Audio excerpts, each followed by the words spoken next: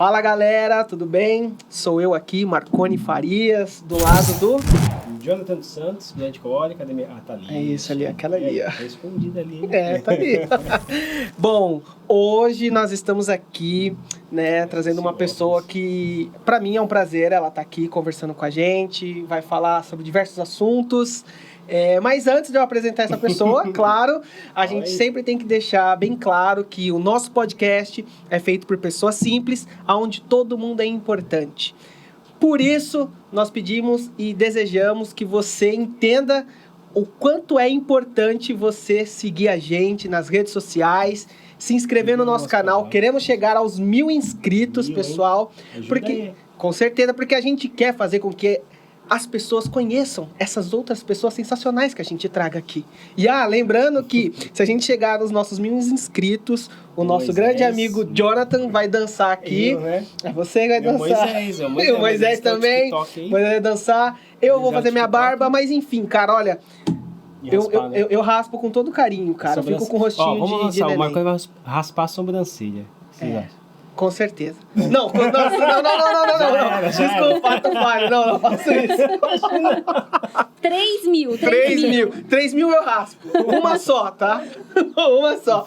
Mas enfim, pessoal. Voltando então ao nosso tema, que hoje a gente vai falar um pouco sobre saúde mental, vamos falar um pouco sobre ativismo, eu espero. Enfim. Vai dar atestado já? Eu acho, vamos conversar, né? Procurar um atestado. Mas, enfim, não vamos deixar você nas expectativas. Eu não vou apresentar essa pessoa. Quero que essa pessoa se apresente pra gente. Se apresente-se, minha amiga. Então, vamos lá. Eu olho pra... Você pode olhar pra gente. Essa aqui é uma câmera exclusiva pra você, Meu Deus. Então, tá. Então, eu vou falar diretamente com o público. Boa! Depois a gente vai trocando os olhares aí. Bom, meu nome é Luana. Eu tenho 34 anos. Sou moradora de Jundiapeba, né? Nasci aqui, vivo aqui até hoje. Sou psicóloga, cria do ProUni, né? Foi uma barra, né? Assim como muitos dos moradores e muitas das mulheres que têm a minha idade hoje, lá atrás eu fui uma mãe adolescente, enfrentei todas as barras de viver num território periférico, né? Com várias vulnerabilidades. E aí, a duras penas, consegui ali fazer TEC, consegui fazer o ProUni, entrei para a faculdade, fiz psicologia, que foi, acho que uma das melhores escolhas que eu fiz. Depois da psico, eu me especializei em gestão de projetos sociais, depois em psicopedagogia institucional e clínica. Além disso, sou palhaça, sou contadora de história pela Liga da Alegria da Universidade de Mogi das Cruzes. Sou PLP, né, que é a promotora legal popular, então faço parte também desse grupo de mulheres. Agora não estou mais presente, mas ainda assim na luta, né, e com o mesmo engajamento, pelo menos no campo virtual. Tá ali, né? Não deixa de marcar sua presença. Exatamente, empoderar as mulheres. Correto. Sou mãe de cachorro, de gato, de humano. Tenho todas as demandas aí que as mulheres têm, né, de dupla jornada. Então, eu trabalho, né, no período da manhã em uma ONG, que é aqui em Jundiapeba também, que é a JMC, e depois a gente pode até falar um pouco mais sobre. E faço os atendimentos clínicos agora online, né, porque na pandemia a gente foi obrigada a ir tudo pro remoto. Teve que se digitalizar um pouco, né, dar esse jeito, né? Exato. Então, acho que basicamente isso, assim, né? Depois as outras coisas... Vamos aos pouquinhos para ninguém se assustar. Então, por hora é isso. Sensacional, pô, um currículo maravilhoso aí. E a ideia é a gente começar perguntando, né? Aquilo que a gente sempre pergunta para as pessoas, né? Que estão aqui sentado com a gente. Como foi o seu trajeto, assim, a sua escolha de fazer psicologia, de entrar na universidade, de lutar para se formar? Como é que foi essa trajetória, assim, na sua vida, né? Porque, de um jeito ou de outro, a psicologia, ela marcou muito quem você é hoje, né? Sim, Conta pra gente um pouquinho sobre isso. Lencinhos, por favor. Seguinte, eu acho que como, sei lá, quase toda mulher que se vê diante da maternidade, você, num primeiro plano, pensa assim, acabou, né? Porque é uma demanda muito alta. E eu imaginava, quando eu engravidei, que a minha vida estaria resumida a esse lugar, né? Então, assim, não desmerecendo mulheres que estão nesse lugar, né? Porque também pode ser uma escolha. Mas eu que tinha o sonho de ir pro mundo e fazer várias Almejar paradas. mais coisas, né? Sim, eu fiquei muito frustrada, fiquei muito chateada, tive depressão pós-parto, foi um período bem difícil. Até que eu saquei que, peraí, não, eu acho que dá ainda, né? Acho que rola. Eu tinha uma rede de apoio bacana, né? Minha família conseguia ali dar um suporte para que eu pudesse estudar. Apoiava ali, né? Sim, sim. Financeiramente zero, mas... Sim, mas tava ali. apoio moral, vamos lá. Legal. Exato. É importante também. Né? Exato, sim, com certeza. E aí fui pra ETEC, e na ETEC eu comecei a ver a galera se mobilizando pra faculdade, né? E eu ficava, será que eu consigo? O ETEC que você foi quando foi o vestibulinho pro ensino médio, junto com o técnico, ou foi o técnico? Foi só o técnico, eu já tinha terminado o ensino você já médio. tinha- Você fez o quê? Eu fiz nutrição e dietética. Legal. Nada a ver com o que eu faço hoje. Mas Mas fala da saúde, ajuda, é, tá isso, na ajuda, saúde. ajuda. Mas o que será que tinha psicologia? Ajuda. Não, lá foi muito crucial, porque lá eu conheci uma galera que estava voltada para o estudo, né, para o futuro. E aí eu comecei a pensar que, não, então eu acho que eu também posso. Aí foi quando eu comecei a estudar um pouco mais, fiz as provas do Enem. Eu lembro, assim, como se fosse ontem, na hora que apareceu meu nome verdinho, aprovado. Falei, Você foi, eu não acredito. nossa, meia-noite. Sabe quando vira o negócio, assim? Eu também já passei por isso. É uma sensação Não é? maravilhosa, nossa. Gente, tudo bem que depois das 357 documentação que você tem que entregar... É um outro processo muito difícil quando aprova, né? Pois é. Mas Foi assim... reprovado 2 vezes nisso. Mas enfim, vamos lá. E aí eu consegui, entrei pra faculdade, foi bem difícil, porque assim, você ganha bolsa, mas e o transporte? E as shares? E a alimentação? Isso, E verdade. material? Livros, enfim. Não Tudo, entendeu? E aí eu tinha, né, a demanda da casa, a demanda do filho, e essa demanda que a faculdade também me colocava. Então foi assim, sabe? De fazer muito rolê a pé, comer muita pipoca. Pra poder forrar o estômago. Pra aguentar o trampo. Então, Sim. durante a faculdade, eu estudava de manhã, fazia estágio à tarde, e à noite tinha que trabalhar em casa, fazer marmita, fazer comida e cuidar do filho, né? Então foi uma correria imensa, sempre ali, tipo, no apertado em todos os sentidos, tanto com tempo, com relação à grana.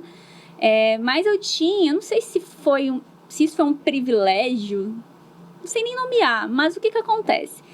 Você deve saber que a galera da elite acha que ProUni é pobre inteligente. Uhum. Tem Um pouco de razão. Porque não que eu seja muito inteligente, mas eu era esforçada, né? Eu me dispunha a querer aprender. Então, eles se aproveitaram daquele... entendeu? Então, assim, eu fazia muito trabalho pra galera. Fazia muito trabalho, assim. Eles, né, me davam um troco. Os alunos ali, junto com você, falavam... Do tipo assim, quanto você cobra pra fazer o trabalho, assim, né? Trabalho em equipe, você faz tudo. Então, assim, professores, é brincadeira, tá? Ninguém não desaprove os Agora não tem mais como. Fiquem de olho, alunos, fiquem de olho nos ProUnis aí, tá? Entendeu? Uhum. E... Sempre cola em alguém. Sempre Você é do cola. ProUni? Isso. Cola Esse que é o esse amigo tá no até seu o fim. grupo. É Tá esse que no você seu tem que segurar. grupo. Exato. Então, assim, isso me ajudou no sentido de que eu precisei estudar muito mais, né? Sim. Então, assim, eu Você estudava... dobrava, né? Dobrava, triplicava. Então, eu estudava muito. E eu tive muita sorte, porque durante a faculdade, no segundo ano eu já consegui estágio. Eu fui para a prefeitura de Itaquaquecetuba, fiquei 2 anos trabalhando lá como estagiária. E aí lá foi onde me deu o boom, assim, né? Porque todo mundo imagina um psicólogo clínico, no divã, na salinha, né? Só atendendo gente com white problem. People white problem. E aí, não, né? Itaquaquecetuba também, né? Uma cidade com muita... vulnerabilidade. Isso, tem muita carência, né? Nossa, total. Quem trabalhou em Itaquá sabe como é. Pois é. Ele é da área da saúde também, Eu ele sabe trabalhei como lá. é que é, Não entendeu? Exato. E Eu aí, o que também, pra lá. acontecia? A demanda que aparecia na clínica, né? Assim, depressão, ansiedade, borderline, enfim. Na minha investigação, eu percebia que não era só uma questão fisiológica. Claro que tem a questão cognitiva, neurotransmissor, lá. Mas aí eu pensava, como que essa pessoa não vai ficar deprimida? Sendo que o marido tá preso, o filho tá envolvido com drogas, ela mora numa região que é uma situação de Tem um déficit risco. muito grande ali na segurança, saúde, Sim. acessos a diversas coisas não sim. tem, né? Exato. E aí foi quando eu pensei assim, eu falei, eu quero estar antes.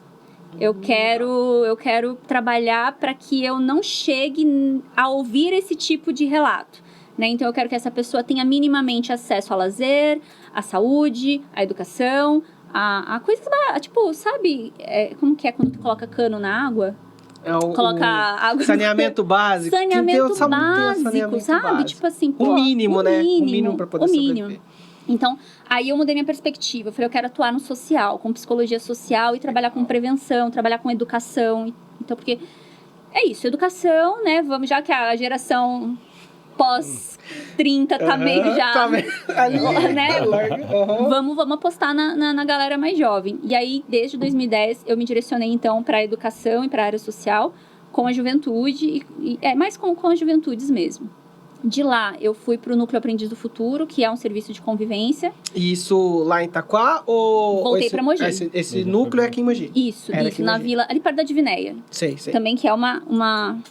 Acho que caiu, gente. Não, se quiser pegar, pode pegar. Licença, gente. Pode pegar, pode ficar tranquilo. Eu tô de ressaca hoje. Água é bom, cara, mas é o tempo que tá... É o brinco aqui. Mas... E aí você foi para esse núcleo? Fui para o Núcleo Aprendiz do Futuro, que é coordenado pela Leninha, né? Uma pessoa fantástica, que também tem um ativismo aqui em Mogi incrível. Legal. Aprendi muito com elas. E de lá, eu fui chamada para ser instrutora de aprendizagem do CIE. Que eu acho que todo mundo conhece, porque acho que em algum momento da vida, já foi no CIE. se não foi estagiário de lá, tentou ser. Tentou entrar lá. Todo mundo... Se puxar, lá tem cadastro meu, seu, de todo mundo ali. Tamo lá. E aí, no CIE, foi uma surpresa pra mim, porque assim, eu não estava como psicóloga, até porque eu ainda estava no processo de formação. Tudo isso foi enquanto você estava se formando. Exatamente. Não parei um minuto, entendeu? Legal.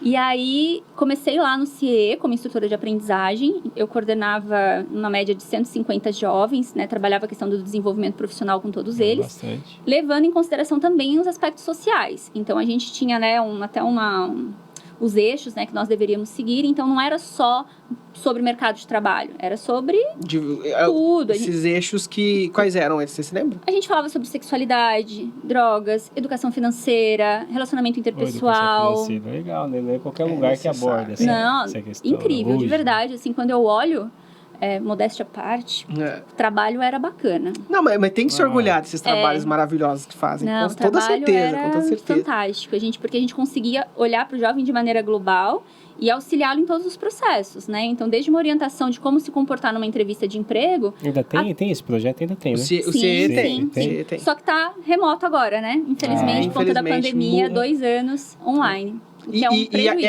Isso que eu ia falar. E aí acaba tendo uma defasagem muito grande, né? Porque nem todo mundo tem aquele costume principalmente o jovem tem o costume de ficar ali no online, tendo esses acompanhamentos. Sim. Vai. 5 horas no Free Fire, ok. Agora 2 horas de videoaula já fica difícil. E aí você foi pro CIE, participou desse projeto ainda como estudante. Isso, eu me formei. Eu entrei no CIE em 2013 e me formei no fim de 2014, né? Então, eu me fiz psicóloga naquele lugar. Fui aprimorando também, então só de instrutora de aprendizagem eu me vi sendo responsável pelos eventos pedagógicos, então isso eu tenho o prazer de falar, que eu fui responsável ali pelo sarau, então eu trouxe muitas questões culturais e artísticas para o projeto. O sarau que começou ali com uma turminha, no fim do ano passou a ser com o auditório da UBC lotado. Nossa, e a galera, e assim, os jovens estavam em empresas, né, em organizações, mas eles tinham essa coisa da arte muito latente. Lá dentro dele. E era um show. Então, ia a galera do gospel, fazia um mini culto. Aí a galera do Umbanda. Atabaque. Arrebentava lá. Fantástico. Tinha de tudo. Nossa, e era uma diversidade enorme, todos se respeitando. A gente nunca teve nenhum problema, ao contrário. Sempre todo mundo ficava naquela coisa. E o sarau? E o sarau? Virou meio que, né? Legal. Tipo, quem entrava... Todo ano tinha. Então, eu fiquei lá, né, com os eventos pedagógicos, mediando palestrante, levando coisas a mais para eles. Fui muito feliz no CIE, muito feliz, até que veio a pandemia. E o nosso trabalho mudou, né? Havia uma pedra no meio do caminho. Exato. Sim. E aí, assim, no primeiro momento, eu falei, legal, né? Tu vou trabalhar em casa, home office, olha só. Que bom, legal. Como é isso? Como que é trabalhar em casa, né? Eu vou almoçar em casa. Nossa, existem essas coisas, não sabia. Pois é, e aí a princípio, beleza, ok, mas aí vem um pouco do que você falou, porque assim, o nosso trabalho, que era ali no tete-a-tete com o jovem, passou a ser através de uma tela. Muitos deles, às vezes, nem tinham acesso à internet. E quando tinha, muitas vezes podia ser precário, né? Difícil de... Você sentiu uma diferença entre fazer um atendimento assim... Total. Pela internet, presencial? Total. Porque assim, as minhas aulas eram 6 horas de aula. Eu quase plantava bananeira. Porque imagina você prender atenção. Você ter conteúdo durante 6 horas para jovem, que tudo para ele é rápido. Acelera o YouTube lá no 1.5, 2... É difícil.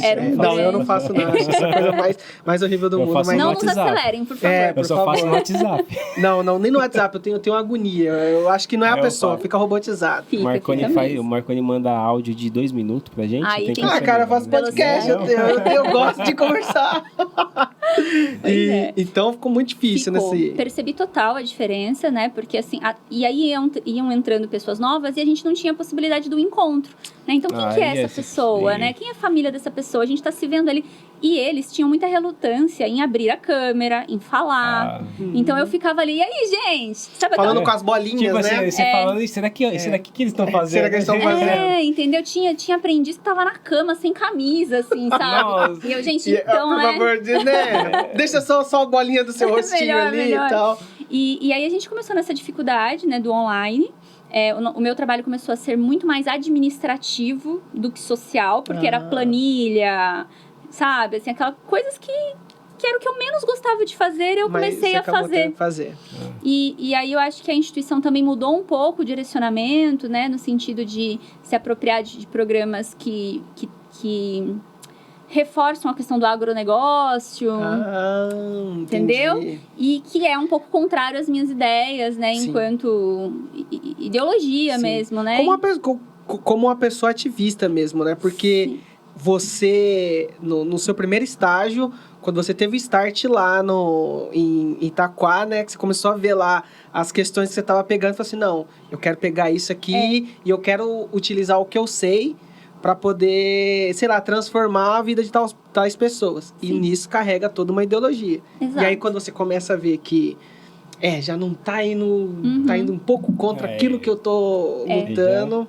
E aí você começou... Exato. E para mim, assim, até hoje, o trabalho é fonte de renda? Óbvio, não tem como negar que a gente necessário, né? Os boletos chegam, a gente precisa pagar, não tem como. Exato. Mas assim, tem que fazer sentido. Para mim, trabalho tem que fazer sentido. Eu não me vejo fazendo alguma coisa que, tipo, eu só vou lá e faço e ganho meus... Não, só por dinheiro, né? Não é só para ganhar e pagar minhas contas. Exato, eu tenho que ver a transformação, eu tenho que ver que eu tô sendo... Você não se sente útil também, né? Isso. Então, assim, eu tenho que olhar e falar, não, olha, teve um movimento aqui. Eu consegui montar ali, eu consegui minimamente, né, auxiliar. Então, quando eu percebi que o meu trabalho não estava sendo transformador, e, aliás, estava me transformando em alguém que eu não gostaria de ser... Fazendo planilha, aquelas coisas assim, não, peraí, calma aí. Falei, poxa, como que eu vou cobrar o jovem de fazer um curso, sendo que eu tô vendo que ele não tem condições mínimas, entendeu? Então, eu falei, não quero ser essa pessoa.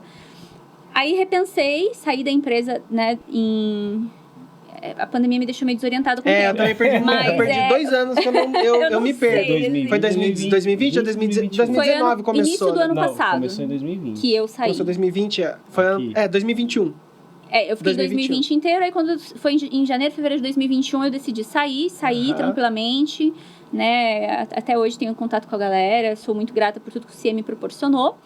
E aí, bateu aquele leve desespero. O que é que eu vou fazer? Pandemia. A minha identidade enquanto profissional era instrutora, porque eu era instrutora há 7 anos. Então, assim, todo canto que eu ia, tipo, era aprendiz. Só pra vocês terem uma ideia. Eu encontrei aprendiz em Paraty. Eu encontrei aprendiz em São Paulo várias vezes. Mas eu estava no aeroporto de Cuiabá Gente, Mato Grosso é grande. É enorme. Você tava no aeroporto de Cuiabá e encontrou... E eu encontrei um aprendiz. Então, assim, eu era a instrutora. Quando eu saí do CIE, eu falei, e agora, quem eu sou? Deu uma crise de identidade, né? Pô, peraí, eu gastei minha vida inteira ali, né? Dediquei. A gente lembra, cara. Eu tenho um lema que a Bia me fala que, assim, o mundo só tem duas pessoas. Não adianta. Você sempre vai esbarrar com alguém que você conhece. Não tem como. Não, é incrível, só tem duas é incrível. pessoas, cara. Mas, assim, os meus encontros com eles eram encontros felizes, né? Que bom. E aí, como é que você tá? Não, é legal saber, pô, se eu tô aqui no Mato Grosso, você tá no Mato Grosso, pô, tomara que seja por uma coisa muito legal, né? Não, e ele tinha ganhado uma bolsa. Olha que sensacional. Incrível, né? Então ele tava estudando e lembrava lá. de você, que bom. Então marcou, né? Foi marcante. Exato. Marcante, isso é bom. E aí, então, eu fiquei nessa crise e eu lembrei que eu era psicóloga. Nesse momento. Falei, parece que eu estudei... Parece que eu estudei 8 anos, né, gente? Porque eu fiz a faculdade, são 5 anos, e as especializações. Então, eu falei, não, peraí. 8 anos, né? 8 anos de formação, eu acho que eu tenho capacidade, né, de me coordenar e ir para outros campos. E aí foi quando eu peguei mais firme com os atendimentos clínicos, né? Comecei a estudar cada vez mais para ser uma psicóloga clínica. Comecei fazendo os atendimentos remotos. E aí, depois, fui pra ABRAC, não sei se vocês conhecem, né? Que é bem famosa aqui em Mogi. Tem a coordenada pela Marli, e que também é uma pessoa sensacional. Só que daí, na ABRAC, eu fiquei pouquíssimo tempo, porque logo a JMC teve um processo seletivo, né? Pra quem não sabe, a JMC é do lado da minha casa. Que bom! E o meu sonho sempre foi atuar no território, né? Aqui em Jundiapeba. Aqui em Jundiapeba, porque eu ficava pensando assim, poxa vida, né? Se alguém lá atrás... tivesse feito comigo o que eu estou propondo para esses jovens e crianças, talvez a minha vida tivesse sido muito mais fácil. Não, tivesse sido, não. Teria sido. Enfim... Teria sido. Por todos os caminhos que, de um jeito ou de outro, você teria. Os acessos que você teria, que você não teve no seu processo, né? A própria gravidez na adolescência, né? Parece uma bobagem. Todo mundo fala assim, engravida porque quer. Não, gente, falta muita informação. Sim, bastante. Muita. Eu tava comentando com o meu sobrinho, ele tem 15 anos, né? E aí, a gente comentando assim, ele perguntando, né? Conde, por que você não é pai, né? Porque os meus irmãos são mais novos e o teu irmão mais novo que ele é. Eu falei assim, João, é porque né, é uma opção, eu optei não. Ele falou assim, mas como você conseguiu? Porque tem gente que não consegue, né, tal.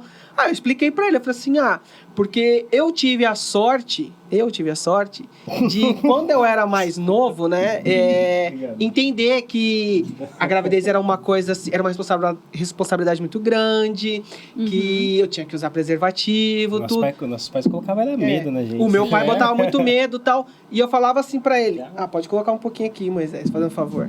Moisés tá colocando uma aguinha aqui pra nós e tal. E aquilo ali foi me ajudando, né? Eu, com os meus 14, 15 anos, eu tinha um pouco disso.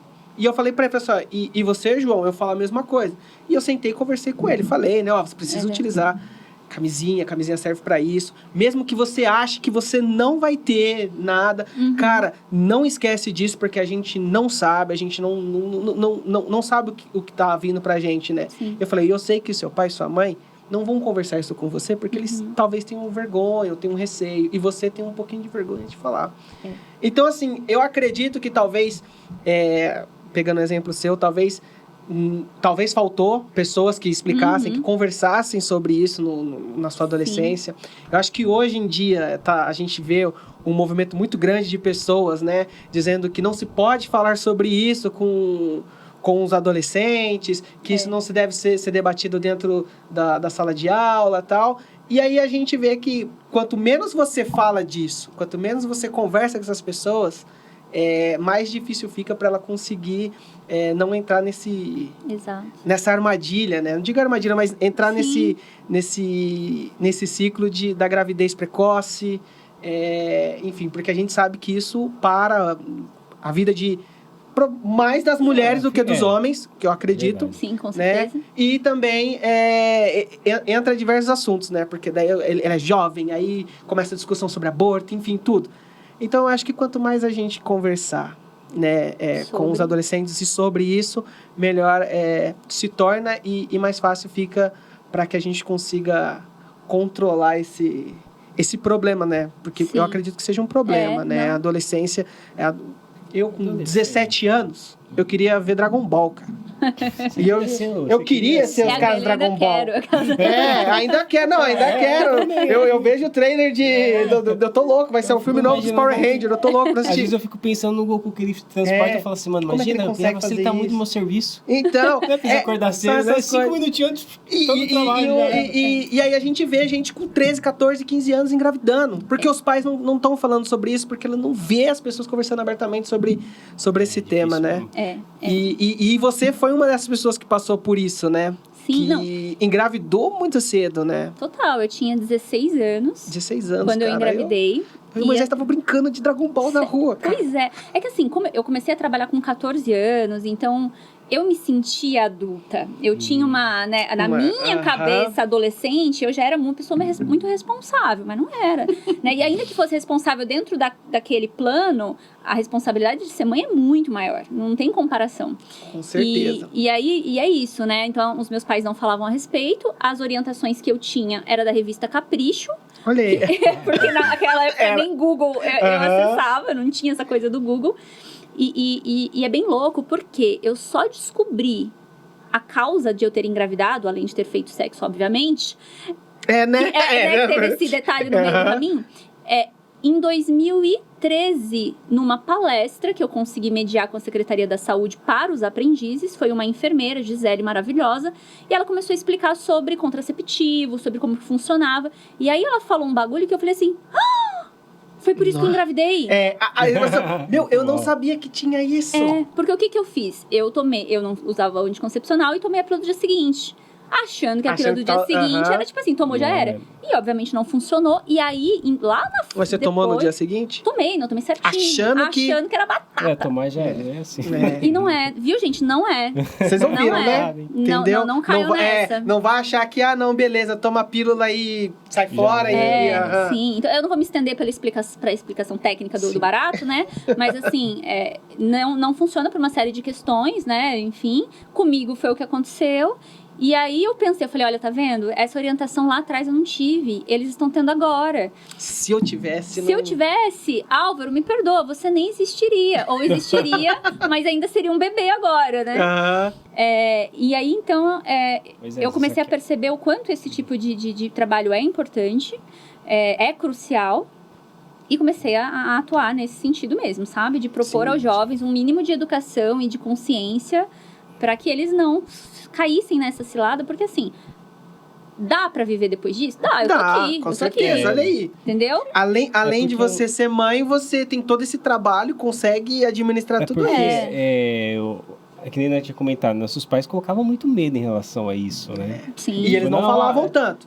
Não falavam, mas mesmo assim, se você fazer isso, você vai ter que trabalhar, vai ter que fazer não sei o quê, aí a gente ficava em pânico, né? Tipo, tinha medo. É o que acontece, mas, né? cara, eu acho que eu Quantos amigos meus que engravidou na época na escola? Eu acho que eu não entrei nessa estatística porque eu tinha medo do que meu pai ia falar e tinha medo porque, assim, eu era cristão, né, evangélico, então não podia, né? Pecar, não podia pecar antes do casamento. Eu podia mentir, eu podia fazer um monte de coisa. Mas transar, não. Era demais. Então eu morria de medo disso. Ele até falou, me ajudou nisso, entendeu? Eu sou um pouco grato nessa parte por isso. Obrigada pela repressão. Total. Não, eu falo isso, pessoal. Eu era tão reprimida nessa parte que me ajudou, né? E aí, quando eu me libertei, assim, saí, aí eu comecei, né? Sim. Só que daí eu já tinha o quê? A informação, a maturidade, sabia? Então, me ajudou de um jeito. Sim. Não, e os pais, eles... Acho que por defesa mesmo, né? Por mecanismo de defesa, eles preferem acreditar que os filhos não transam. Isso. É isso. Com certeza. E, galera... Tem que ter apoios psicológicos. Tá rolando. Com certeza. Tá rolando. Assim, não tô dizendo todos, obviamente, cada um tem sua especificidade. Mas, assim, é muito natural que eles despertem pra sexualidade, ainda mais hoje, cada vez mais cedo, né? Por conta do acesso que eles possuem. Da informação, de todas essas coisas. A hipersexualização em diversos meios também que tem. Sim. Tá sendo bombardeada toda hora por isso, então... Não tem como fugir, né? Então, o que eu falo pros pais é o seguinte, eu sei que não é teu desejo, né? Que se você pudesse escolher, você, né, deixaria o teu filho guardadinho, né? Até os 18 e depois, pronto. Mas as coisas vão acontecer independente do nosso desejo. E aí é orientar, né? Com que é o que eu certeza. faço com o meu filho e é o que eu oriento os meus pacientes. Orientem, expliquem. E depois é rezar e torcer pra dar certo. Com certeza. Que nem você faz isso com seu filho, não faz? Total. Com o Álvaro. Né? Sim. Hoje o Álvaro tá com quantos anos? 17. 17 anos. Nossa, 17. Ah, então 17 já é um homem, Já né? é quase cara? Já é um adulto, homem, já. Uhum. Eu vejo ele passando assim, eu converso com ele tá enorme. Mas não deixa de ser aquele cara super legal, assim, pra conversar. E aí você sempre foi de conversar, de fazer isso. Porque é importante, né? Você sabe a necessidade. Sim. Como você explicou, que se você tivesse, não só a parte da gravidez, mas também das partes de estudo, do trabalho, você... Sim, Tá, sim. e aí hoje você tá aqui em Jundiapeba, né? Depois de todo aquele processo, saiu de lá, né? Viu que você não tava mais naquilo que você tava com aquela gana pra fazer. E aí tá agora atuando aqui em Jundiapeba. Isso. E aqui em Jundiapeba você tá vendo muitos casos pesados, grandes. Opa! Como que é? Como que é esse projeto, né? Que, no É caso, isso, explica esse projeto. Eu não conheço. Tá. E assim, eu já não ouvi falar, então, né? Boa, Não, é boa. verdade. Que o pessoal que vai ver Isso. já vai conhecer mais. Prestem né? atenção, cara. Sobre Conheça esse esse projeto. Vamos lá. Vamos lá, vou explicar. Eu estou na JMC, né, que é Juntos Movimentando Comunidades. A JMC, ela vem de um lugar, assim, muito anterior, né, à minha chegada. Ela começou lá em 2016, na Volta Fria ali, né, no Sim. Rio Abaixo, Uhum.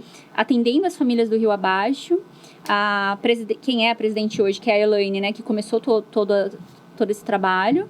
E aí, depois de algum tempo, o espaço que eles tinham lá já não existia mais. E houve a necessidade de ir para outros lugares. E aí, Jundiapeba, né? Então, estamos aqui no Certeza. território, vamos Uhum. para Jundiapeba. Aquela luta de conseguir espaço, porque assim, não sei se todos sabem, gente, mas trabalhar em terceiro setor é corda no pescoço. Difícil, É falta de estrutura, é falta de recurso, é muito difícil mesmo. Ainda que a gente tenha, às vezes, algumas ações voluntárias, né, alguns recursos, é muito limitado. Para o que a gente tem que atender, a conta não fecha. Não fecha, né? Na conta não fecha. Mas assim, a galera correu atrás, conseguiu uma casa em Jundiapeba, né? E aí eles começaram, fizeram um plano de trabalho, mandaram para a prefeitura, então se posicionaram então agora como OSC, né? A gente não usa mais o termo ONG, às vezes sim. Não usa mais o termo ONG? Eu sim. trabalhei numa ONG. Então, assim, às vezes eu até falo para as pessoas entenderem, porque quando Mas a gente fala mudou, OSC, as pessoas não entendem. O que Então, é OSC? é a Organização da Sociedade Civil. Organização da Sociedade Civil. Mas tem uma diferença? Só trocou o nome, só a uma coisa nomenclatura. social mesmo. Sim, nada. O projeto continua sendo o mesmo, as ações continuam sendo as mesmas, né? Mas aí a gente se refere com esse termo. Enfim, então é um serviço de convivência e fortalecimento de vínculo. E aí, só para entender, para a galera entender o que é. Dentro do SUAS, que é assistência social, né? Tem o SUS, que é da saúde, e o SUAS, que é da assistência social. A gente tem níveis de complexidade. Então, baixa, média e alta. Então, a galera que deve já ter ouvido falar do CRAS, do CREAS, né? O serviço de convivência, ele tá na base. Então, é um trabalho preventivo. Tá? É um trabalho preventivo. A gente pensa em alta complexidade como a ABRAC, por exemplo, que foi onde eu atuei, que ali é o ponto extremo. Ali né? Se a gente pudesse fazer um paralelo, então, sei lá, hoje eu tô na JMC, tipo, posto de saúde, e o abrigo é tipo pronto-socorro. Isso, seria a Luzia de Pinho Melo ali. Exato. Então, e aí, de novo, eu começo a me questionar sobre não querer estar aonde já deu ruim. Eu quero... Você quer estar na base, na raiz. Exato. E aí, isso fez muito sentido pra mim, né? certeza. Então, por isso que eu escolhi ficar na JMC, entre outras questões, né? Mas, então, é um serviço que propõe a criança e o adolescente, lá especificamente a gente atende pessoas de 6 a 17 anos, não só a criação de vínculo, mas o apoio familiar, o desenvolvimento das questões pedagógicas, cognitivas, de socialização. Legal. Né? A gente tem uma demanda de grupo prioritários, então que são pessoas que já estão vivenciando situações de violação muito mais importantes. Então você pega ainda pessoas... A gente... Não consegui. Não conseguiu. Não. Pegar lá no comecinho, não. De um jeito ou de outro acaba caindo um pouco. Já chega pra gente, assim, situações bem problemáticas, bem importantes. E quando eu falo de situações graves, eu tô falando de famílias que não têm água potável, famílias que não têm renda nenhuma, Assim, nenhuma que eu digo, né? Às vezes eles podem até receber um benefício. Mas isso a gente não pode considerar isso como Hoje uma não renda dá para pra fazer nada. consegue sobreviver ali, trancos e barrancos, mas aquilo a gente não pode... Não é o ideal. Não pode normalizar e achar que aquilo, não, tudo bem. Exato. Entendi. E aí, dentro disso, ainda tem as pessoas com algum tipo de deficiência, temos pessoas que vivenciaram situação de violência, negligência, abuso, trabalho infantil. Aqui em Jundiapeba, Trabalho por incrível infantil? que pareça, sim. Trabalho infantil. Aqui em Jundiapeba, muitos. Não é nem longe, né? Tá no nosso Não, então aqui, gente. aqui. Vocês param no farol ali da avenida ali, tem criança vendendo bala, né? Que se caracteriza como trabalho infantil. Sim. Então, e isso não é uma realidade do público atendido pela JMC. Essa é uma realidade dos moradores aqui do território, né? Então, outro ponto importante, a JMC se firma bastante também, não sei se vocês vão se recordar, de quando teve aquela desapropriação em 2018, 19, talvez. Acho que foi 2019, foi quando tava... Acho que a pandemia ainda tava rolando. Não, ainda não tinha pandemia, foi lá embaixo, foi um né? ano anterior, eu acho. Porque tava muito próximo. E foi num período de frio. 5 horas da manhã, a galera sendo posta pra rua. O meu irmão, ele juntou um pouco de alimento pra poder levar para um pessoal que ele conhecia lá. E aí eu até ajudei ele ali, né, tal. E foi tenso, cara. Foi pancada. E a Elaine, né, que é assistente social e que é a presidente da ONG hoje, esteve muito à frente desse trabalho, né, de apoiar essas famílias. Então, a gente tem um vínculo muito grande com a comunidade também nesse lugar, né, de alguma forma assessorar e dar o mínimo de suporte, porque, assim, eles não tinham nada. Eles foram jogados na rua sem nada. E assim, hoje você vai lá, eles estão no mesmo lugar. Porque não tem pra onde, vai pra onde, cara. Sim, eles estão lá e a gente não sabe até quando, como que vai ser, né? E fica naquela tensão, e aí vocês tentam, tipo, remediar, tentar conversar, explicar pra eles, preparar eles até mesmo pro pior. E então, assim, são muitas vulnerabilidades. A galera do Rio Abaixo é uma galera que a gente tem um carinho gigante e uma preocupação. Por quê? Não sei se vocês já foram até lá, mas é uma área muito restrita. Sim. Quando chove, eles não têm condições de vir pra cá. O ônibus só vai até a ponte. E volta. Não existe ônibus que faça volta fria Jundiapeba. Eles Antes precisam... até fazia, né? Aí hoje eles tinham volta não fria, existe né? mais. Tinha. Essa linha não existe mais. Então, assim, eles precisam se movimentar até o centro da cidade, pegar um ônibus pra vir pra Jundiapeba. Nossa, tem que dar aquela volta aqui do lado, assim, né? São coisas ali que... Eu lembro que eu participava de um projeto no tiro de guerra. E eu pegava esse ônibus do Volta Fria, que era mais rápido. Eu gostava também de curtir na natureza. Acho que quase todo mundo aqui pegava Volta Fria. Eu gostava. Quando eu queria ficar também pensando na vida, eu pegava e falava assim, dá um tempo a mais, né? Não precisa chegar. Chegava com poeira até no nariz, né? Mas chegava. Gostava. Caraca, então assim, hoje... né, em pleno 2022, né, cara, a gente... É difícil de acreditar. Que não tá envolvido com isso, né? Tipo, você fala, mano, isso tá muito longe, né? Tá no confim do Nordeste, né? E você não percebe que, tipo, tá aqui do lado, cara. Gente. Tem coisas que... Em São Paulo, assim, lugar, né? As coisas... Jundiapeba aqui, né, cara? Jundiapeba é um território muito grande, né? Tipo assim, a gente pega muitas pontas, então... Enorme, né? Jundiapeba é enorme. Eu lembro que quando eu era criança, assim, né? Pra mim, na minha cabeça, era antes da pista, depois da pista. Né? Sim. Então, assim, eu morava antes da pista, que na minha cabeça eram as pessoas mais pobres. Depois da pista, você era já... Era a galera com mais, né, acesso, as casas eram melhores. Então, eu tinha essa percepção na minha infância. Mas se olhar... No final do ano, a gente vê a diferença. Vê a diferença. Não, mas isso é verdade. A gente consegue fazer esse recorte. Parece que você passa uma barreira. Não, você faz esse recorte. Tem uma vez que eu tava com a Bia, né, minha esposa, a gente tava vindo aqui veio de trem, né? Que é aqui no centro. Aqui de Jundiapeba, pra quem não conhece. Você é de Jundiapeba. Aí eu falei assim, Bia, vamos dar a volta aqui pra você conhecer, porque ela é de São José. E aí eu consegui tirar ela de São José, que é maravilhoso pra vir pra cá. Mas enfim. É muito amor. Tem que ser muito amor, ó. Enfim. E aí a gente foi dar uma volta. E aí eu falei pra ela assim, faz um recorte o seguinte, vê quanto lixo tem no chão da avenida pra lá, vê como que tá a rua, vê o movimento e vê as pessoas. Aí beleza, ela foi assim, agora a gente tá indo lá pra minha casa. Agora dá uma olhada. Ela começou a perceber. Aí eu falei assim... Ela falou assim, nossa, é nítido. É chegar em tal rua, a gente já começa a ver. Aí a gente começou a discutir sobre isso, né? Falei assim, mas onde é que tá o erro? Eu falei, o erro tá no poder aquisitivo. A gente consegue ver isso, entendeu? A gente sabe que as pessoas que moram daqui Você pode ver que as ocupações maiores que tem aqui em Jundiapeba é do Largo da Feira para baixo, né? Da pista para baixo. E a gente vê que são pessoas que vieram de outro estado, são pessoas negras. Ela falou assim, eu sou o quê? Eu sou nordestino e negro. E eu tô pra onde? Ela, você tá pra cá. Eu falei, então você já vê daí. O recorte tá aí, né? Sim. Então a gente vê, ó, o Jonathan aqui, ó, o menino branco. Não, mas Eu tô brincando. É lá de baixo. Eu tô usando você pra te encher o saco.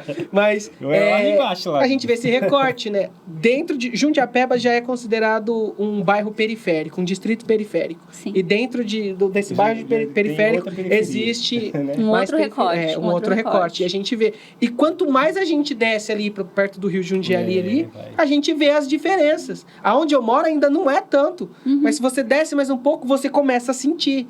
Sim. E aí você começa a ver a carência, né? E você, acho que é a pessoa que tá, assim, entre nós, é aquela pessoa que tem mais vivência nessa causa, porque você tá vendo esses tipos de pessoas. E essas pessoas que vão lá, de que lado é de Jundiapeba pra gente conseguir ter uma visão? Suspense.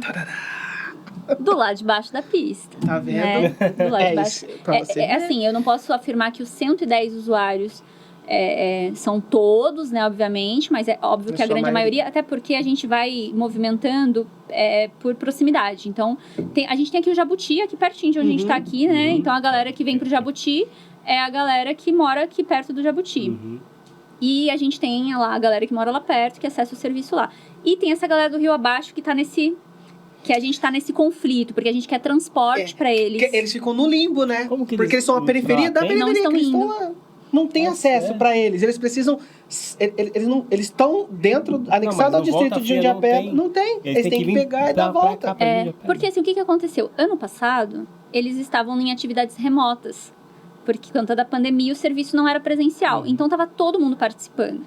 Agora que começou presencial, não tem como eles não conseguem vir. Porque foi na pandemia que trocou o local de atuação.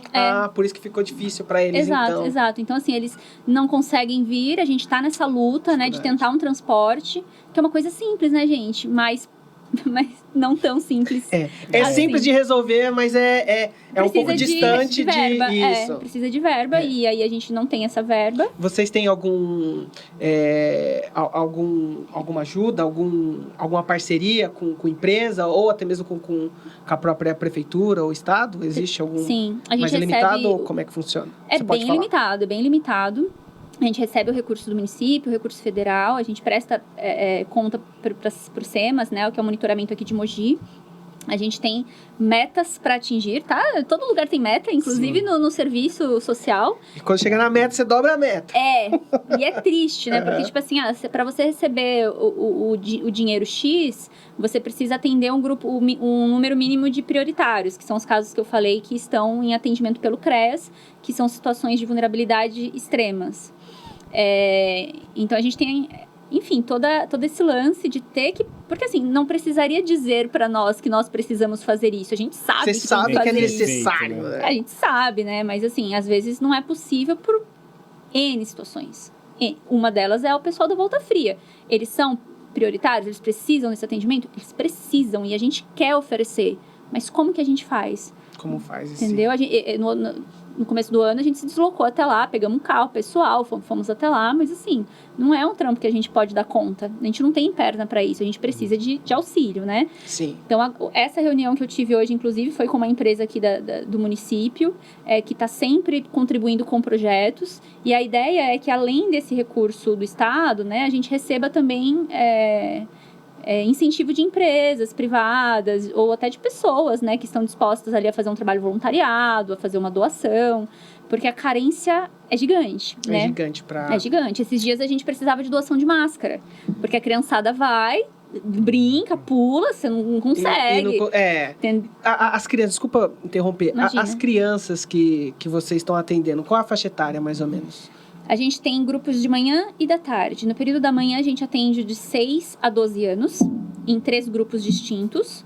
e à tarde de 6 a 17, em 3 grupos distintos também fazendo a divisão entre eles, né?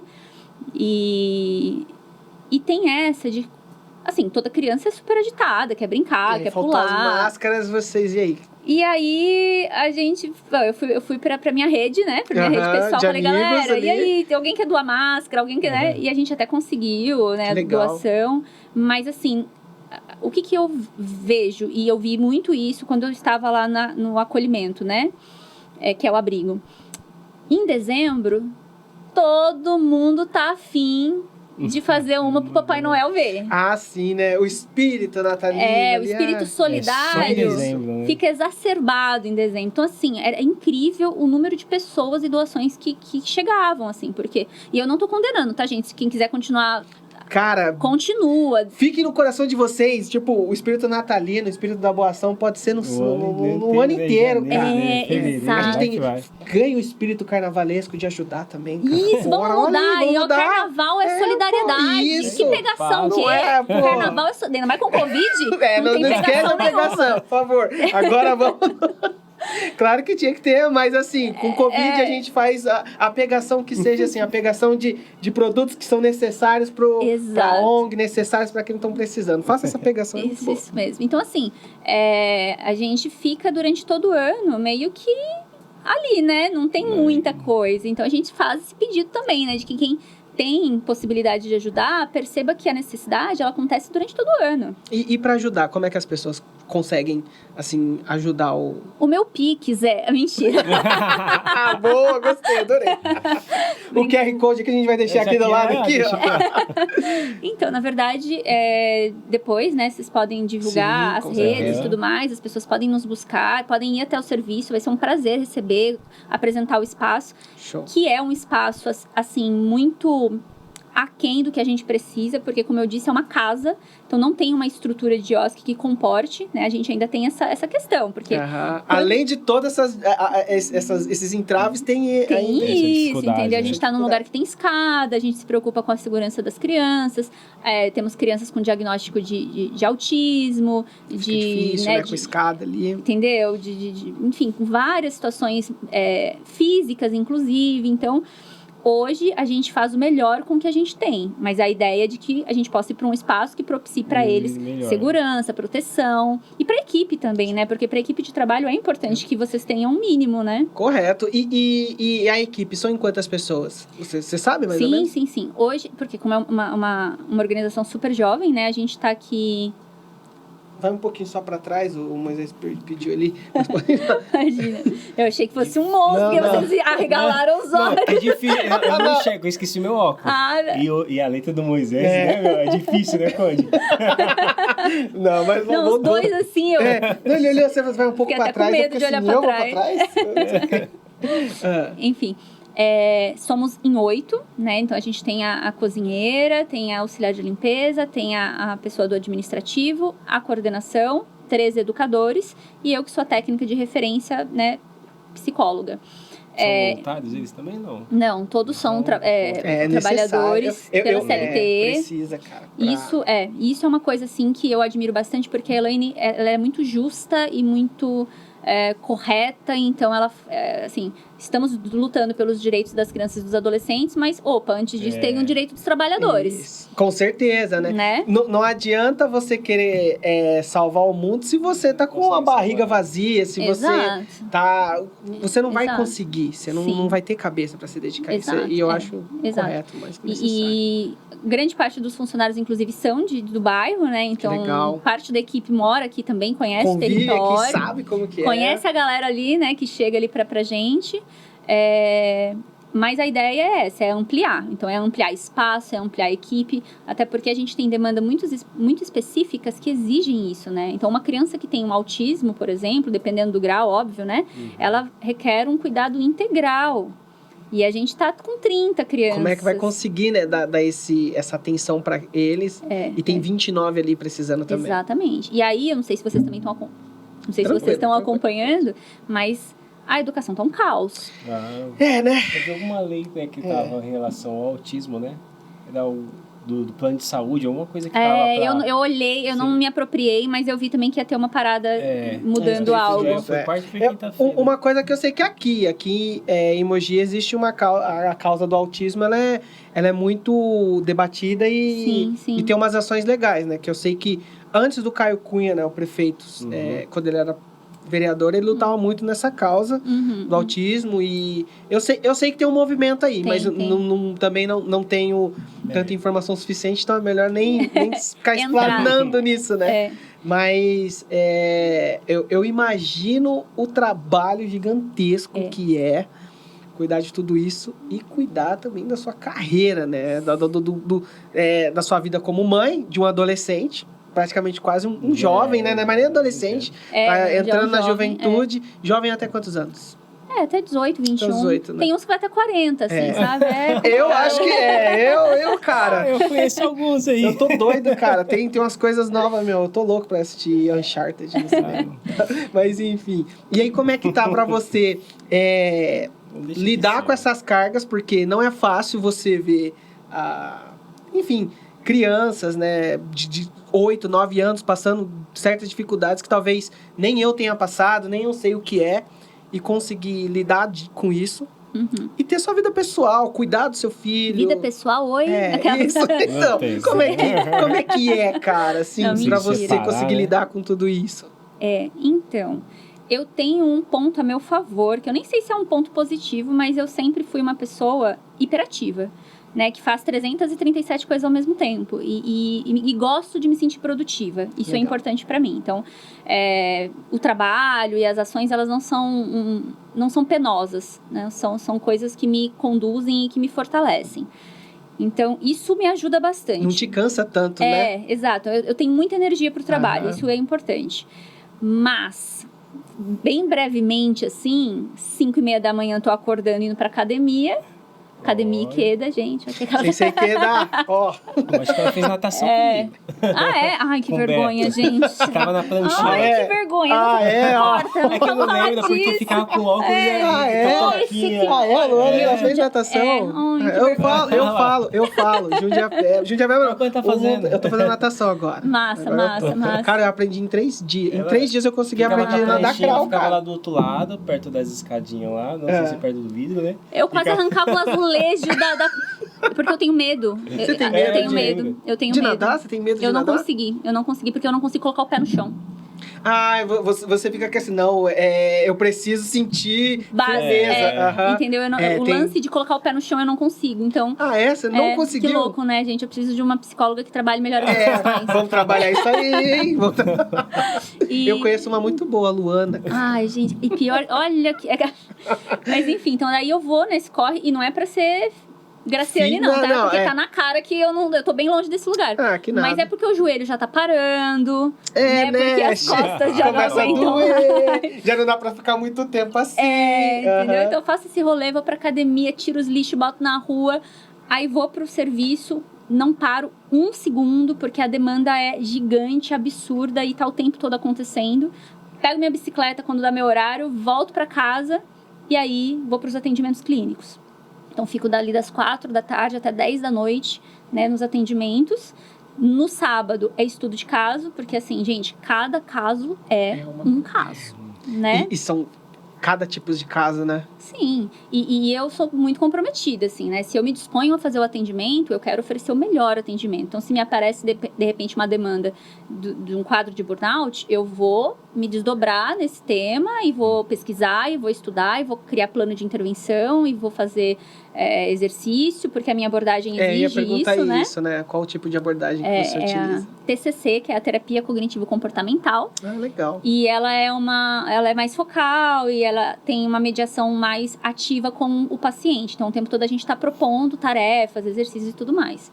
Então, fim de semana eu estou estudando tanto as questões sociais do serviço, como também as questões clínicas, né? Os casos clínicos. Exato. E aí, quem é empreendedor aí, gente, sabe, né? Porque o que acontece? Quando você é empreendedor, além de você ser um bom profissional na sua área de formação... Você tem que ser um bom administrador. Poxa, você tem que fazer o seu marketing, você tem que fazer o seu agendamento, você tem que fazer as questões administrativas, a contabilidade e tudo.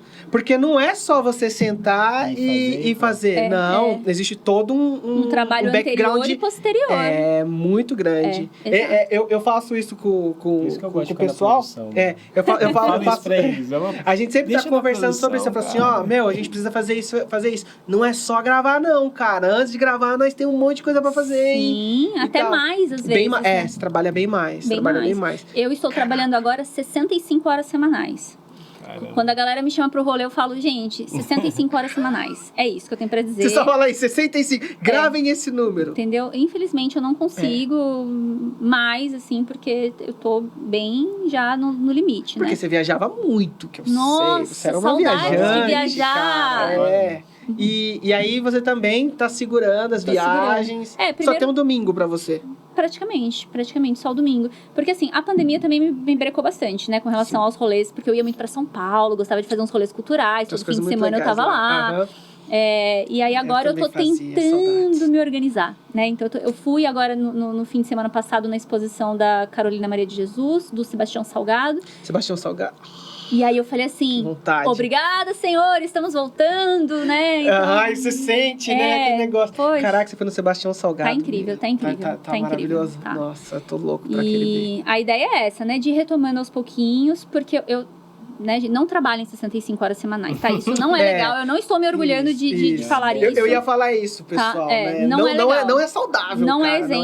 É exemplo. É como eu disse, pra mim tá fazendo sentido e pra mim tá sendo legal. Agora, se a pessoa tá 65 horas trabalhando por semana e isso não tá fazendo sentido pra ela, cara, não vale. Surreal. Não vale.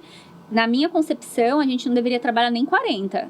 Acho que 30 horas semanais já seria o máximo, entendeu? Eu acho que podia ser menos, cara. Porque a gente produz bem mais quando a gente não tá trabalhando, cara. São os momentos ociosos que a gente desenvolve, seja lá o que for, entendeu? Sim. O ser humano, ele nasceu, cara... Eu pode me corrigir se eu estiver errado. Eu tava lendo num livro chamado Sapiens, que ele fala assim... O cérebro humano, o ser humano... Ele faz de tudo para gastar menos energia possível. Nós somos preguiçosos, assim, porque a gente precisa fazer com que o nosso cérebro trabalhe. E quando a gente tá se esforçando demais, tá ali se matando, o nosso cérebro não tem esse tempo. Então, assim, o certo mesmo seria que a gente não precisasse nem trabalhar, mas é necessário para sobrevivência. Então, tudo bem. Só que o endeusamento do trabalho é uma coisa que a sociedade hoje em dia colocou, que parece que se você... né, que pra você faz super sentido trabalhar porque você faz uma coisa que você tá ali e tal, você tá fazendo transformações e tudo.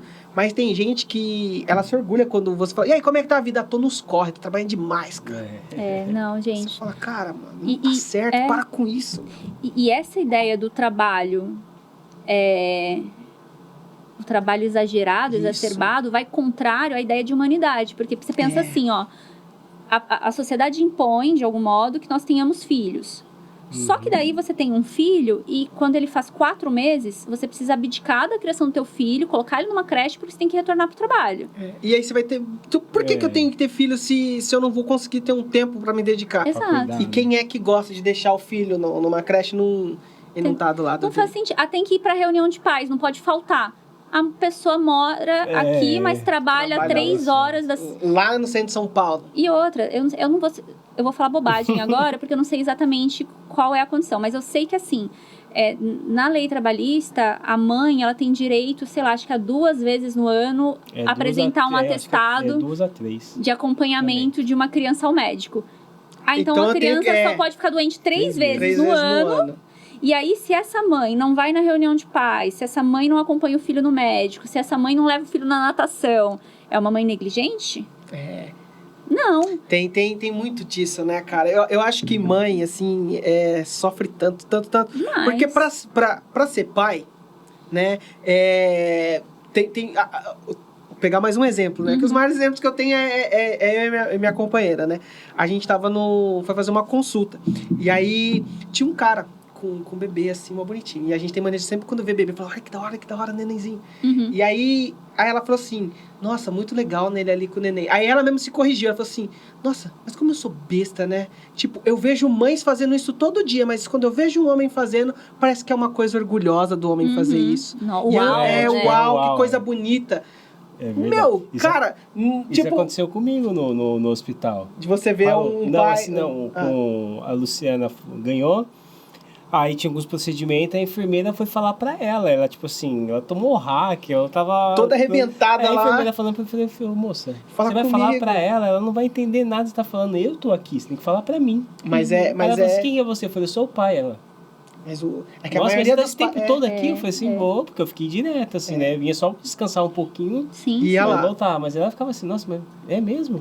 Tipo assim, então já é uma realidade diferente, né? Então quando olha assim, você fala, ó, o pai, mas sim. Não tem. E não é uma ideia equivocada, porque é uma coisa que a gente percebe. No serviço mesmo, sei lá, não vou saber o número exato, mas eu chutaria que os responsáveis, que são mães ou mulheres, madrastas, avós, tias, correspondem, sei lá, 95%, né? Quem é o pai? É muito difícil. Muito ausente. E tem muitos pais, né, que acham que pelo fato de estar dando lá os 300, 400 reais tá fazendo de muito e a mulher tá gastando com aquilo. Tá fazendo unha com 300 reais. Ele fala, eu dou mó trampo, dou metade do meu salário lá pra ela lá e ela não deixa eu ir ver o meu filho naquele... Cara, mas... 300? Você dá 400 conto, absurdo, né? Você vai um dia na semana e quando vai, deixa com a avó, né? Deixa com a tia e acha que, tipo assim, tem direito de uma porrada de coisa e não olha todo o trampo que a mãe tá fazendo, né? Sim, e que é diário, né? Diário. E isso não é uma vez só. É diário. E muitas vezes, quando esse pai pega o filho ali e vai no shopping... Deixa com a avó. Não, deixa com a avó, mas eu vou levar meu filho pro shopping. Selfie. Isso! Nossa, que lindo, que maravilhoso tudo. Aí se a mãe vai lá, a mãe cuida do filho a semana inteira. E aí fala, eu vou no bar com as minhas amigas. Super Tira julgada. Uma foto. Que é isso? Deveria estar cuidando do filho. Mas você não é casado. Pra curtir a noite, né?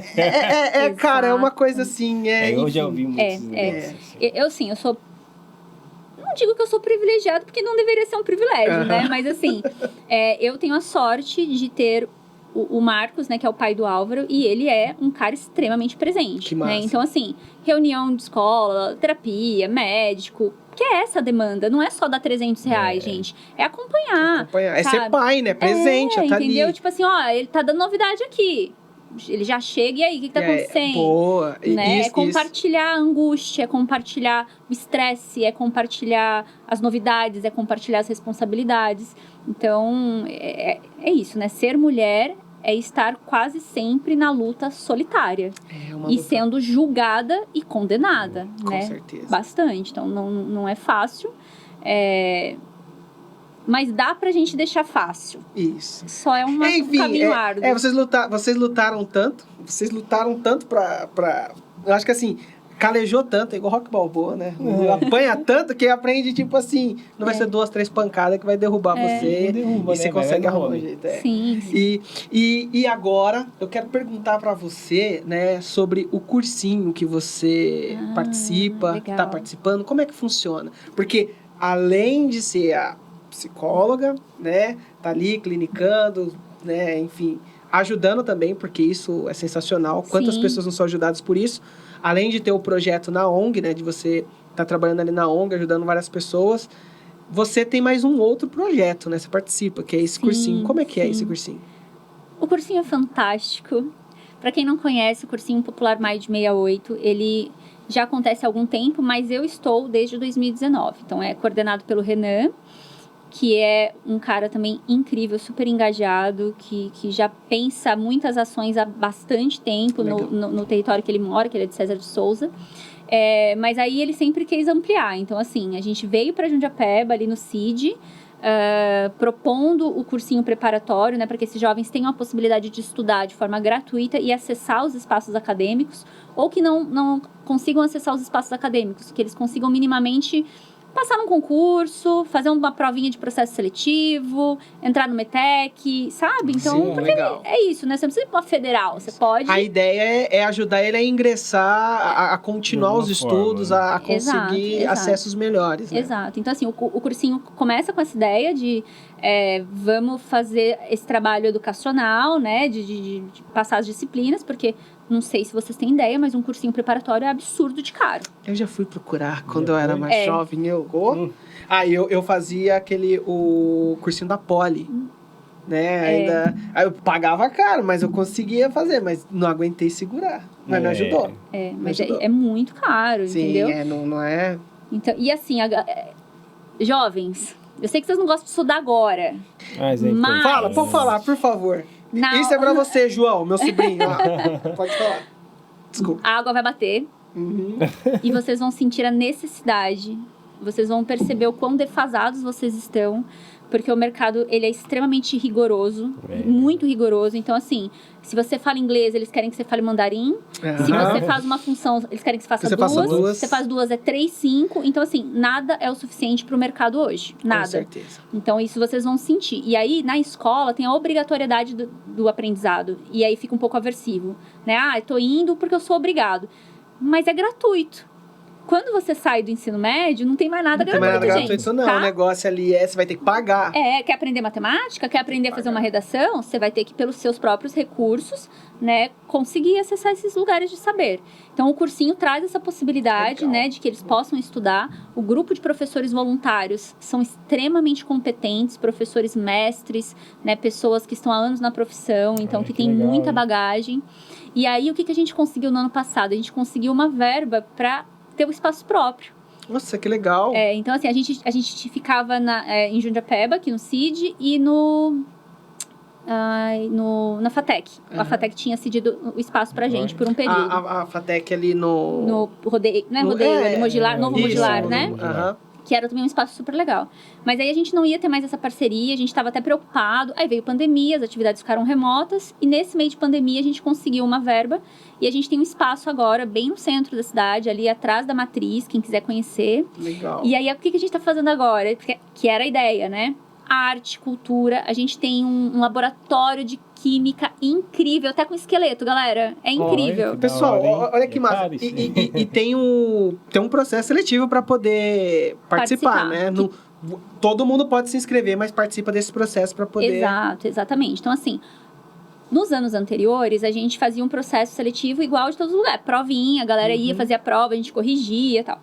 Depois a gente mudou para um processo socioeconômico, então a gente está avaliando de uma outra perspectiva, que faz muito mais sentido para a gente. Então, assim, a gente considera mulheres, negros, pessoas que residem em bairros periféricos, em áreas de risco. Então a gente Isso é legal. tá trazendo... É uma forma de vocês incluir, né? Total. Porque mesmo que fosse um processo seletivo, de uma forma ou de outra, acaba fazendo um recorte também, né? Sim. Com certeza, porque vamos pensar, a galera ia fazer a prova pro cursinho. Aí a galera que estudou, que nem eu e você aqui, Cid, Paulo Ferrari, e que falta professor, eu mesmo não tive inglês um ano inteiro. Eu tive também esses problemas. Pois é. E aí vai uma galera que estuda no Chicão, no Washington, na ETEC, né, que faz o ensino médio ali na Presidente Vargas. Então, é óbvio que essas pessoas que têm mais acesso à educação de maior qualidade eram as pessoas que sempre passavam. Sim. Então, a gente mudou essa chave. A gente falou, não, peraí. Vocês começaram a perceber, não, peraí, calma aí. O negócio é a gente conseguir fazer... Quem não tem essas oportunidades ascender, a gente tá, de um jeito ou de outro, limitando. Exato. Nossa, que sensacional, adorei isso. Não, incrível. E aí, a gente fez esse processo, inclusive, as inscrições acabaram ontem. E aí, a gente vai fazer, né, todo o trabalho aí pra poder fazer, de dados, levantamento de dados. Tudo. E aí, eles vão ter, então... as aulas no cursinho e no espaço tem acesso à biblioteca, tem acesso ao laboratório, então eles podem desenvolver projetos. Tem idade para participar? A partir do 2º ano do ensino médio, se eu não acredito. Se eu não me engano, desculpa. Até nós, assim, se a gente quiser fazer, a gente pode fazer, né? Que legal, que show. Que a juventude acaba indo mais por conta do período que eles estão vivenciando. Mas tínhamos, né, na época que estava presencial, 2, 3 mulheres, assim, com mais de 30 anos. Que legal. Né, que é uma possibilidade também, né? Com certeza. Você olhar e falar, poxa, posso voltar, né? E aí lá tá rolando exposições, a gente tem um rolê também com a galerinha do agroecologia, então a gente tá fazendo várias feiras eu vi no Instagram que tava rolando, né?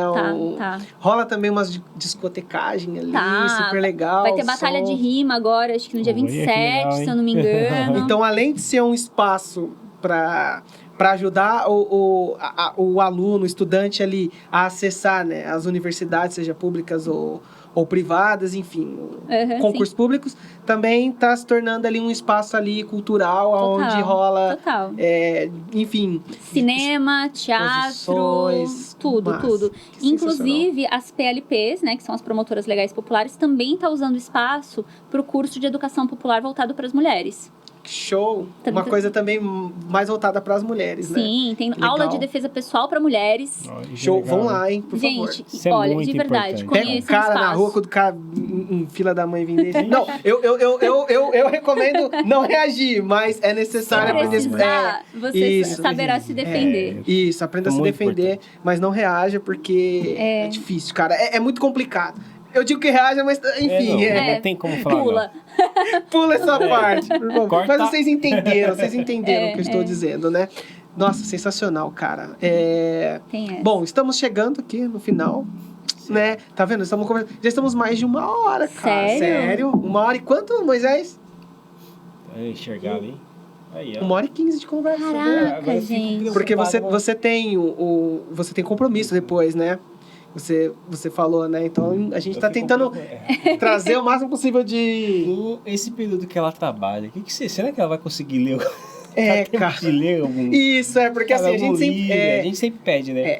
A nossa última pergunta, né? Que a gente sempre gosta de fazer querer saber o que a pessoa, né? O nosso convidado tá lendo, tá escutando, tá assistindo. Legal, né? legal. Pra indicar pras pessoas que estejam assistindo, né? Porque muitas vezes... É legal, incentivar né? Isso, a questão da leitura também, né? Que é muito... com certeza. O que você está lendo?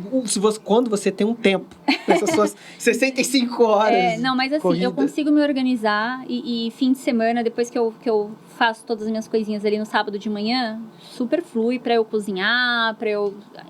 Enfim, né? Me haver também com o lazer, que eu acho muito fundamental. É necessário, por favor. Total. Então, assim, de leitura, eu acho que eu devo ter uns 15 livros na fila, porém, eu estou lendo... Pode pegar, se quiser lembrar. É que o título é grande, mas é mais ou menos assim, acho que você deveria conversar com um terapeuta, algo nesse sentido, depois eu posso passar um nome certinho para você saber. A gente vai deixar na descrição também. Porque é um livro muito legal, que a partir da visão de uma psicóloga, né, que está passando por um momento bem delicado da vida pessoal e que tem que se haver com as problemáticas dos pacientes. Né? Interessante. E se esbarram, né? E se esbarram, porque, gente, é isso, eu sou humana, tá? Às vezes a pessoa se queixa de algo pra mim que eu falo, nossa... Eu tô assim...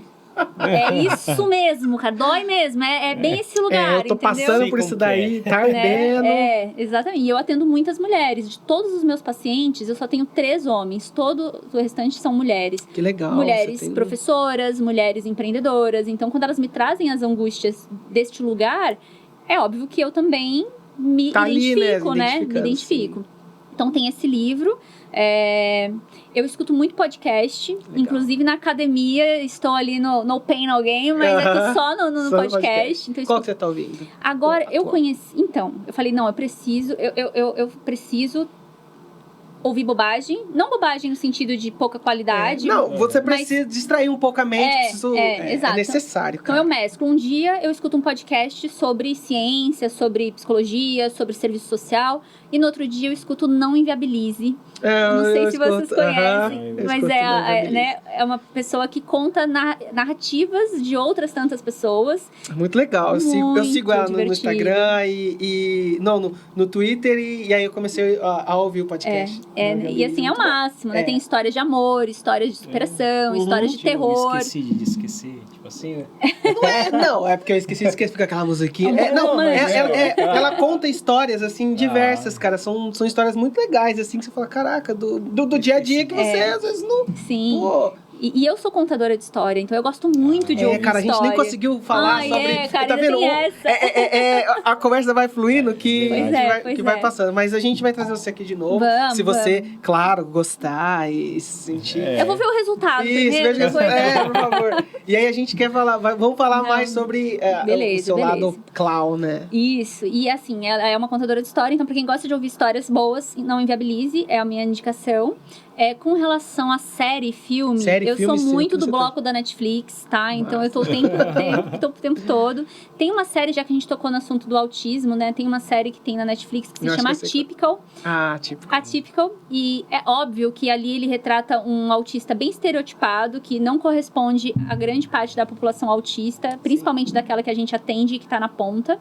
Mas dá pra ter uma noção. Tem o Sex Education, que é uma série massa demais. É muito da hora. Eu assisti, viciei, eu matei a primeira temporada num dia, cara. Eu tinha segurado pra assistir. É legal.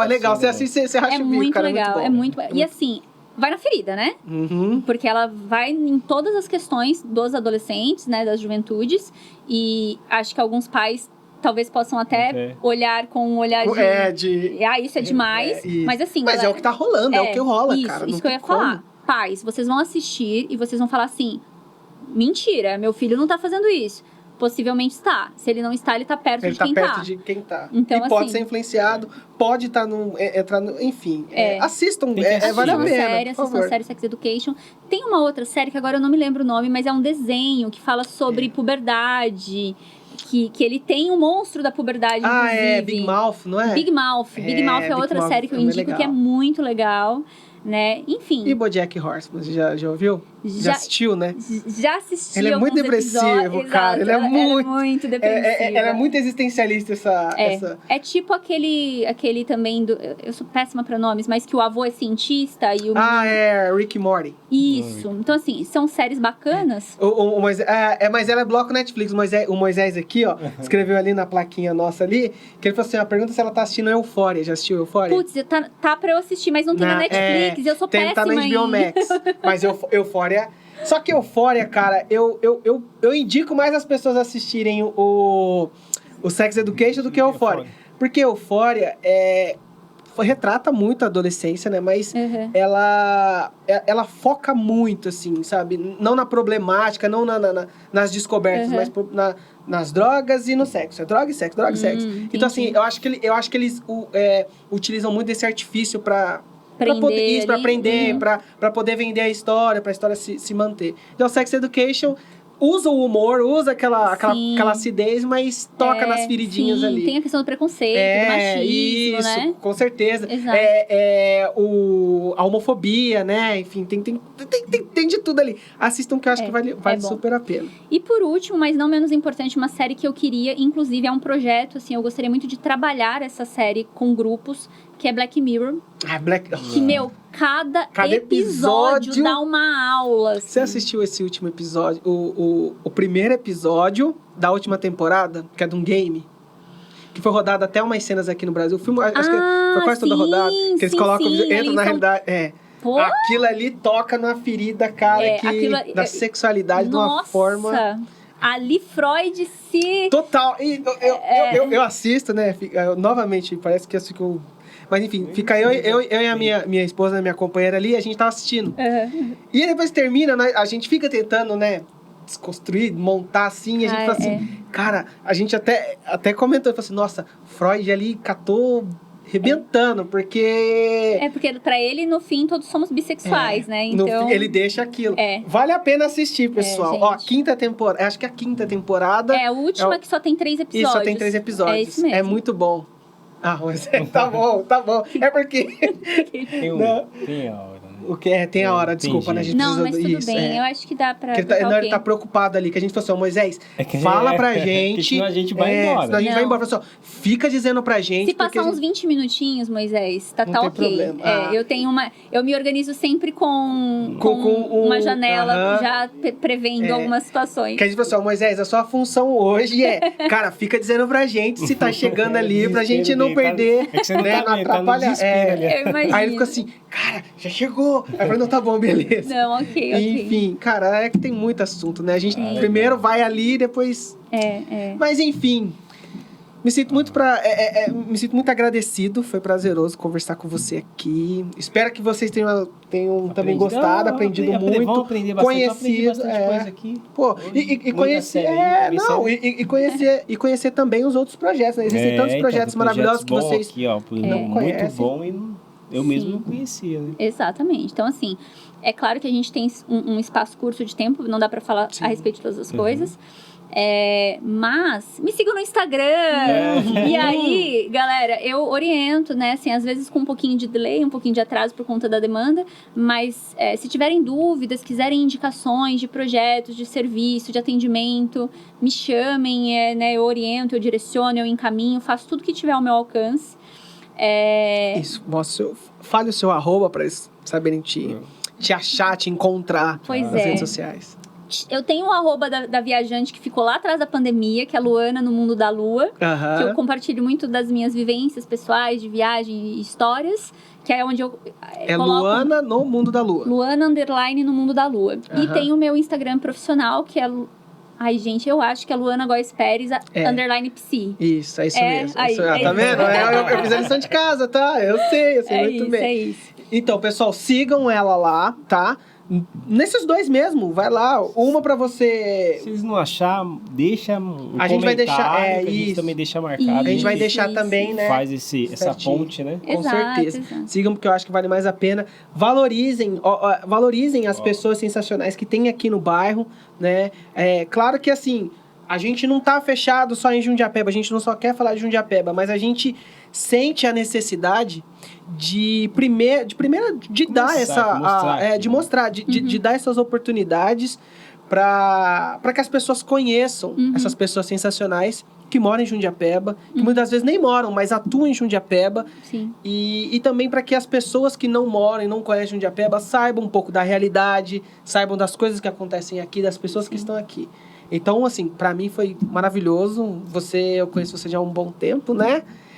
A pandemia acabou afastando um pouco. Graças ao podcast, a gente se encontrou, conversou. Conheci coisas que eu não sabia, muitas coisas. Então, foi maravilhoso. Queremos, né, deixar o último recado aqui, né? Precisamos chegar nos 1.000 inscritos, então nos ajudem. 1.000, tá? Dancinha, sobrancelha raspada. 3.000, a minha sobrancelha raspada é 3.000. Você concordou com 1.000. Não, nada disso. Então, assim, 1.000 é a barba, 1.000 é a barba. Aí o Jonathan vai tirar a barba e o Jonathan vai dançar. Todo mundo. Eu não vou tirar, não, né? Você vai tirar e você vai dançar, pô. Não, eu também, eu tenho rosto de criança. Mas, enfim, é isso, pessoal. Luana, quer deixar um último recado? Quer agradecer alguém? Quero. Mandar beijo pra minha mãe, pro meu pai, pra Xuxa. Mentira. Eu adorei. Meu sonho sempre foi esse. Sempre foi isso. Xuxa e pra Sasha. Mentira. Ai, gente, lembranças de infância agora. Mas, assim, na real, eu quero muito agradecer o convite. Eu fiquei, tipo assim, né, antes de a gente começar a gravar, eu falei, gente, mas eu... E, pô, obrigada, né, por essa oportunidade, por essa liberdade, né, de trazer todas essas pautas. Espero que em algum momento a gente se trombe novamente para dialogar sobre outros projetos. Faço um apelo aí para quem está ouvindo, né, ajuda lá no projeto, por favor, ajuda no cursinho, cola junto, tem muita coisa boa acontecendo. A gente vem aí de um desgoverno que desestruturou grande parte das coisas, que fez com que a gente regredisse em muitos pontos. Então, a gente precisa de muita potência, de muita força, né, do coletivo ali mesmo, empoderado, para a gente minimamente recuperar e algum dia prosperar, né? Avançar. Como é que é? Dobrar a meta, né? A gente alcançar a meta e quando chegar nela, dobrar a meta. Dobrar essa meta. Então, por favor, conto com vocês, né? Caso sejam tocados aí no coraçãozinho, de repente me chamar para uma conversa, como posso ajudar, como posso apoiar. No mais, estou disponível para atendimentos clínicos, eu acho. Tem que ver na agenda se dá, mas acho que dá. É coração de mãe, sempre dá. Sempre encaixa. E é isso, obrigada, parabéns pelo trabalho que vocês estão fazendo. Eu acho que, assim... Quando a gente fala de política, a gente vai ficar pensando no cara engravatado, no branco, velho, rico, que coordena toda uma população. Mas a política está nas lideranças de bairro, né? Tá no comerciante que está aqui 40 anos, tá naquela pessoa que movimenta toda uma associação, né? Que faz um serviço de prestação de cesta básica que seja, né? Então, eu acho muito bacana que vocês estejam trazendo essas pessoas. Me sinto novamente privilegiada de estar aqui e fico à disposição para uma outra troca de ideias, talvez não gravada, mas estaremos juntos aí na luta. Com certeza, com certeza. Agradecemos. Quer encerrar? Não, já falou dos inscritos? Já falamos, já. Já tudo? Tudo, todinho. Pessoal, obrigado aí. Desligou aqui, ó. Valeu, agradecemos todo mundo. E compartilha, não esquece de compartilhar, não esquece de seguir no YouTube o Marconi Sem Sobrancelha. Sobe essa Sai daí, não. Ainda não. Apoio. E aí, Luana, me ajuda. Beleza, pessoal. Tudo pela causa. 3 mil, hein? Mas é isso, pessoal. Obrigadão. Tamo junto. É tchau, nóis. tchau. Tchau. Tchau. Ah, que delícia.